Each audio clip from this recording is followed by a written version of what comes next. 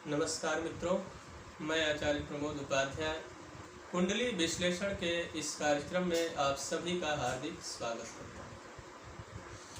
मित्रों, आप सभी के समक्ष उपस्थित हूँ 69 वर्षीय एक पुरुष बुजुर्ग जिनके जन्म कुंडली का आप सभी के समक्ष आज मैं विश्लेषण करूँगा। सर्वप्रथम उनका नाम, जन्म तारीख, जन्म समय और जन्म स्थान आपको बताएं। उनका नाम है भूपेंद्र शाह। जन्म तारीख 21 फरवरी 1952। जन्म समय है रात्रि के 1 बजे। मुंबई में उनका जन्म हुआ है। सबसे पहले आइए उनके ग्रहों की स्थिति पर एक नज़र डाल लेते हैं कि किस लग्न की कुंडली है और ग्रहों की स्थिति किस प्रकार की है। ये स्क्रीन पे जो आपको जन्म कुंडली दिखाई दे रही है वह वृश्चिक लग्न की कुंडली है। चंद्रमा द्वितीय भाव यानी कि धनु राशि में विराजमान है। शुक्र ग्रह मकर राशि में तृतीय भाव में विराजित है। वहीं सूर्य, बुध एवं राहु ग्रह चतुर्थ भाव में कुंभ राशि में विराजित है। उसके साथ ही साथ देव गुरु बृहस्पति पंचम भाव में मीन राशि यानी कि स्वगृही होकर विराजित है। केतु ग्रह दसम भाव में सिंह राशि में विराजमान है। वहीं शनि ग्रह कन्या राशि में एकादश भाव में है और मंगल ग्रह तुला राशि में द्वादश भाव में। इनके जन्म कुंडली में महादशा की बात करें तो गुरु की महादशा चल रही है इस समय और शनि की अंतरदशा चल रही है। मित्रों, इनका जो प्रश्न है वह ये जानना चाहते हैं कि क्या उनके जीवन में जो बचा हुआ समय है, क्या वह उनका स्वास्थ्य इस बचे हुए समय में अच्छा रहेगा, क्या वह दीर्घायु होंगे, उसके साथ साथ में क्या वह आध्यात्म के क्षेत्र में आगे बढ़ सकते हैं या नहीं, वह धार्मिक कार्यों को करते हुए लोगों की मदद करना चाहते हैं, क्या ऐसा संभव है या नहीं। इन्हें कुछ चंद सवालों के जवाब को तलाशने की कोशिश आज मैं करूंगा आप सभी के समक्ष। तो सबसे पहले आपको बता दूं कि वृश्चिक लग्न की जो जन्म कुंडली है, इनकी लग्न के स्वामी मंगल ग्रह बनते हैं जो कि द्वादश भाव में तुला राशि में विराजमान है। ऐसे लोगों का जो जीवन है वह संघर्षमय रहता है, आसानी से जीवन में चीजें प्राप्त नहीं होती। अब इनका जो प्रश्न है स्वास्थ्य को लेकर, इस चीज को समझना बहुत ही आवश्यक है कि स्वास्थ्य के दृष्टिकोण से इनका आने वाला जो समय है वह कैसा रहने वाला है।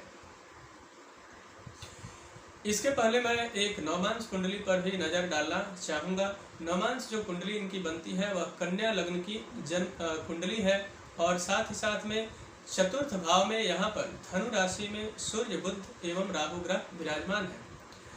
वहीं पंचम भाव में मकर राशि में देव गुरु बृहस्पति विराजित हैं और शुक्र ग्रह कुंभ राशि में छठे भाव में विराजमान है। मंगल ग्रह मीन राशि में सप्तम भाव में विराजित हैं। वहीं चंद्रमा वृषभ राशि में नवम भाव में विराजित है। उसके साथ साथ में केतु ग्रह मिथुन राशि में दशम भाव में विराजमान है और शनि ग्रह कर्क राशि में एकादश भाव में विराजित है।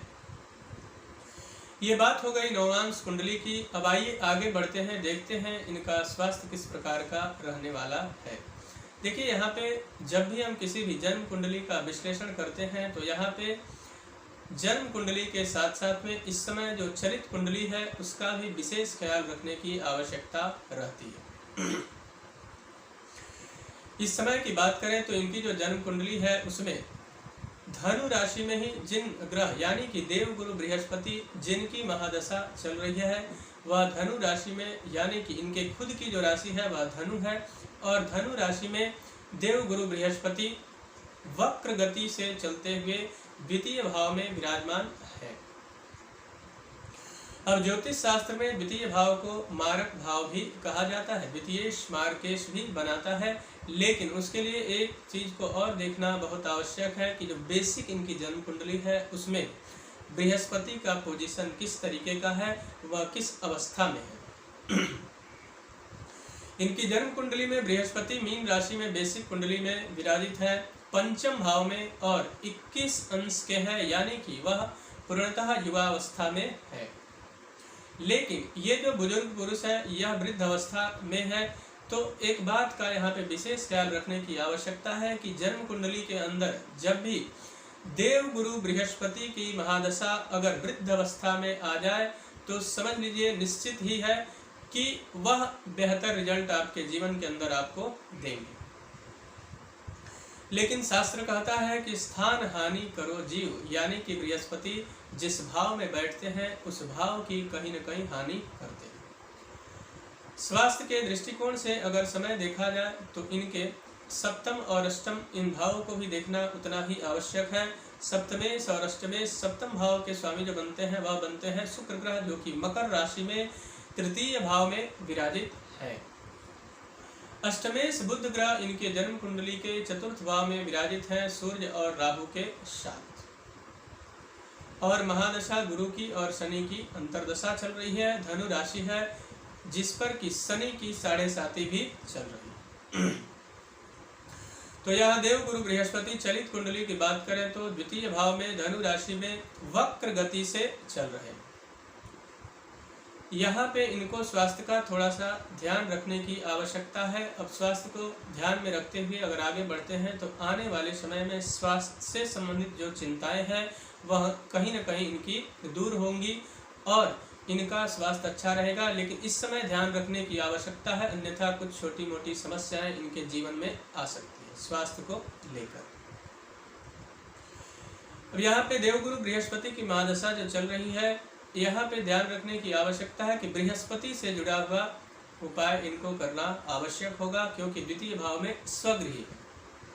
और इस समय जो स्थिति है उसके आधार पे इनको एक तो ब्राह्मण भी है या तो बृहस्पति की उपासना करने से भगवान नारायण भी प्रसन्न होते हैं। साथ साथ में बृहस्पति ग्रह सदैव अनुकूल रहते हैं और जब बृहस्पति अनुकूल होंगे तो इनके स्वास्थ्य में आ रही बाधाओं से ये निकलकर काफी हद तक स्वस्थ हो जाएंगे और उसके साथ साथ में लंबी आयु भी इनको प्रदान करेंगे बृहस्पति देव।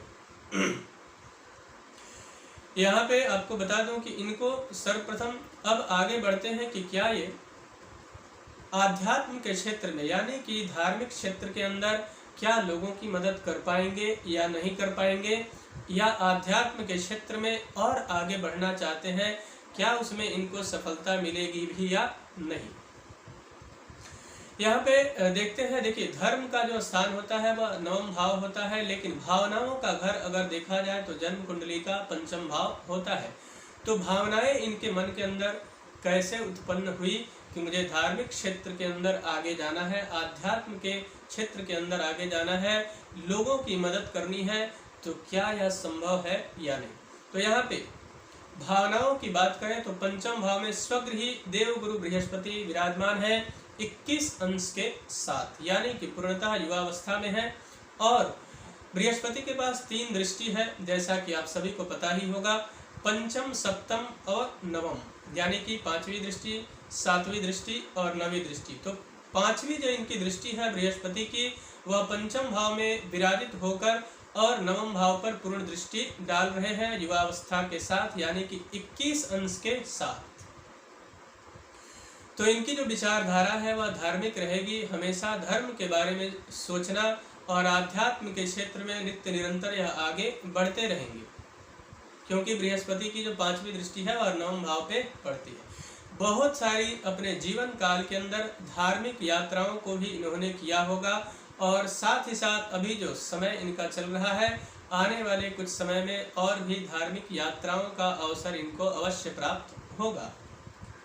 अब 7वीं जो दृष्टि है वह एकादश भाव पर पड़ रही है, जिससे कि इनके बड़े बुजुर्गों का यानी कि माता पिता के साथ साथ दादा दादी इत्यादि इनका भी आशीर्वाद इनके जीवन के अंदर बहुत हद तक रहा है, जिससे जीवन के अंदर इनकी जो समस्या फाइनेंशियली भी ये काफ़ी हद तक बेहतर स्थिति में रहे होंगे या अभी भी होंगे।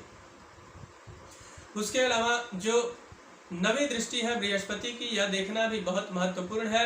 9वीं जो दृष्टि है 5म भाव में विराजित होकर वह लग्न पे पड़ रही है, जिससे इनका आत्मविश्वास भी कहीं न कहीं बेहतर रहेगा और साथ ही साथ में बारंबार हमेशा ऐसे ख्याल आते रहेंगे कि मुझे धर्म के क्षेत्र में ही आगे बहुत कुछ करना है। उसके साथ साथ में लोगों की मदद की भी धारणाएं कहीं न कहीं इनकी जन्म कुंडली में बनी रहेगी। उसका कारण है कि यहाँ पे बृहस्पति की जो दृष्टि है वह लग्न भाव पर पड़ रही है। तो और उसके साथ साथ में इस समय शनि की 7.5 चल रही है और महादशा भी शनि की चल रही है, तो इनको शनि से जुड़ा हुआ भी उपाय करने की आवश्यकता रहेगी।